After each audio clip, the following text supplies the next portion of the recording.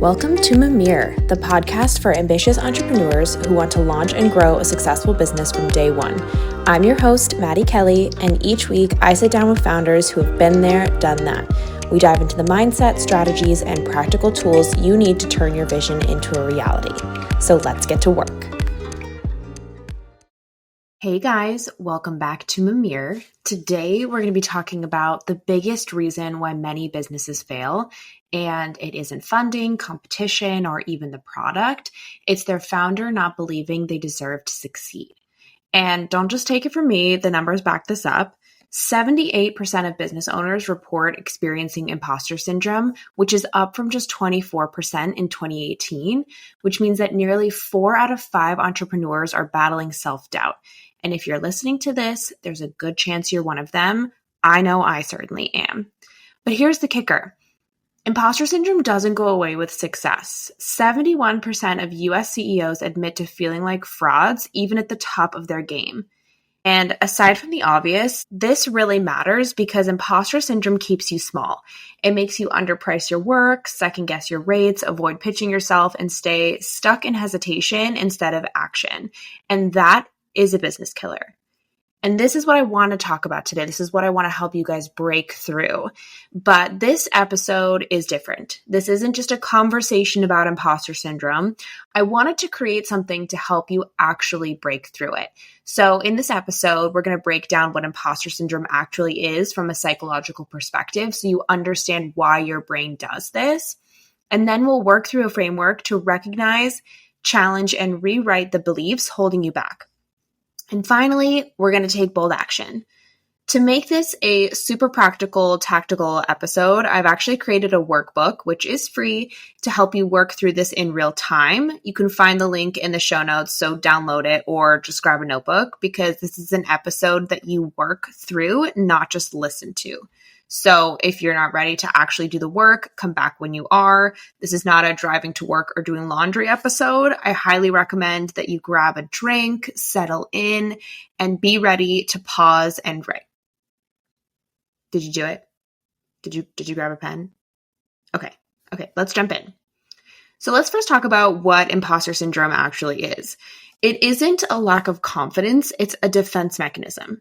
Your brain is wired for survival, not success. So historically, humans who took too many risks didn't survive. So our brain evolved to keep us in the safe zone.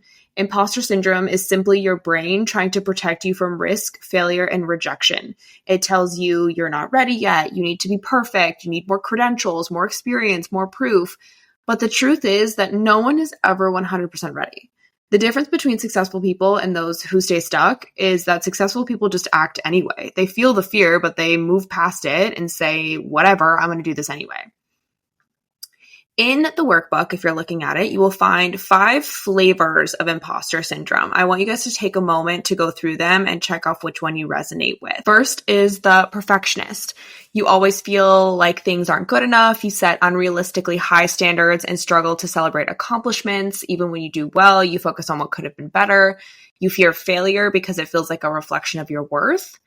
And then there's the expert. You feel like you never know enough to be credible. You constantly seek more knowledge, certifications, or experience before feeling ready to take action. Even when others see you as an expert, you still feel like there's something missing. The soloist feels like asking for help means that they're not qualified. You believe success should be achieved alone, and if you need help, it means you're not good enough. So you avoid delegating tasks or seeking support, fearing that it will expose a lack of ability. Independence is your strength, but it can also hold you back. The superwoman or man. You overwork to prove your worth. You tie your self-worth to productivity, pushing yourself to exhaustion while feeling like it's never enough. Slowing down makes you feel guilty even when you desperately need rest. And then finally is the natural genius. You believe if something is hard, you're not meant for it. You've always been naturally talented, but when you struggle, you feel like you're not cut out for it. Instead of seeing challenges as part of the growth process, you assume that if something doesn't come easily, it's a sign you should quit or that you're not good enough. So now that you've sort of seen how this can manifest in your life, I want you to think about which ones you resonate with the most and then pause here and write down some examples of when or where these traits show up in your personal or professional life. If you ignore imposter syndrome, it doesn't just disappear. It dictates your business decisions in ways you won't even realize. I have been experiencing this firsthand, which is why I was inspired to create this episode. As my co-founder and I head into our first friends and family funding round, we both admitted that it feels really weird to pitch to people we know. And even though we've put in the work and built an amazing team of engineers and designers and consultants, I found myself thinking that I have no idea what I'm doing.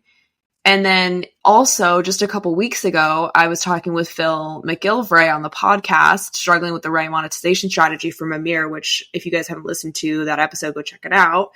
But he and I chatted off air, and I realized that my biggest block wasn't strategy, it was imposter syndrome.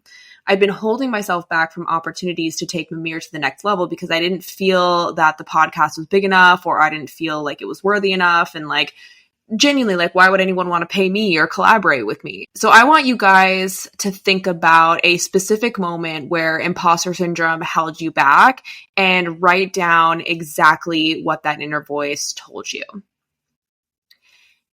A big reason imposter syndrome thrives is because we don't question it. We accept this self-doubt as truth instead of challenging it. So taking the imposter thought that you wrote down, I want you to put it on trial. Ask yourself and write down what evidence supports this fear, if any, and what evidence proves otherwise. What have you done that contradicts this thought? If you need a helpful tip, think about it from another perspective. So if one of your good friends said this about themselves, what would you say to them to encourage them? This was a helpful thought process for me as somebody who's incredibly hard on themselves. But now that we've laid out the facts, we need to separate our feelings from that. Imposter syndrome isn't about logic, it's an emotional response. A huge breakthrough that I had was realizing that just because I feel unqualified doesn't mean that I actually am. So in your workbooks, take your imposter thought and reframe it as a feeling. So instead of saying something like, I don't deserve to be invited to this panel, everyone else is more experienced, say, I feel nervous that I don't belong, but that doesn't mean I'm unqualified.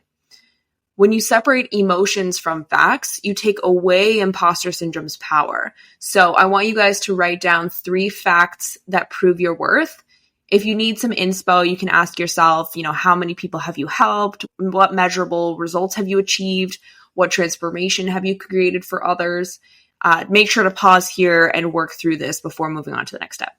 Okay, so far you guys have identified your imposter syndrome type or types, challenged your self-doubt with evidence, and separated feelings from reality. So now it's time for the hard part, which is owning your worth. So often we tie our value to our accomplishments. Think about it. We've been taught to do this in school, and it's been reinforced in life. At the beginning, we were taught that if you didn't have straight A's, you weren't very good. If you're not performing at work, you're considered a failure. All of these things are reinforcing consistent self-doubt, thinking that we're not doing enough, or that we're not good enough, or that we're going to fail. But a mindset shift that really helped me is that your value isn't about what you do, it's about the impact that you create. So in order to bring this to light for you guys in your workbook, you're going to write down your value statement.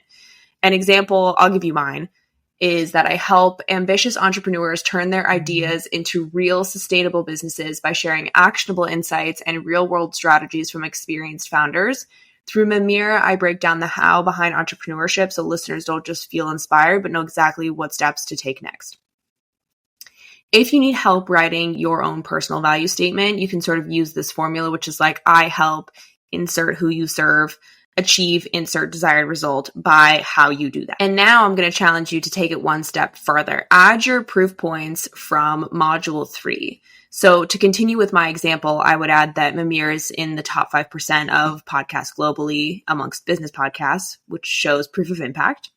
I've released 22 episodes in the last 6 months, which is proof of consistency. And Mimir has passed the 1-year mark, which is proof of longevity. And if somebody listening to this episode wants to do it on X Games mode, I would challenge them to say their value statement out loud. If you hesitate or feel uncomfortable, go back to module 2 and remind yourself of your proof points.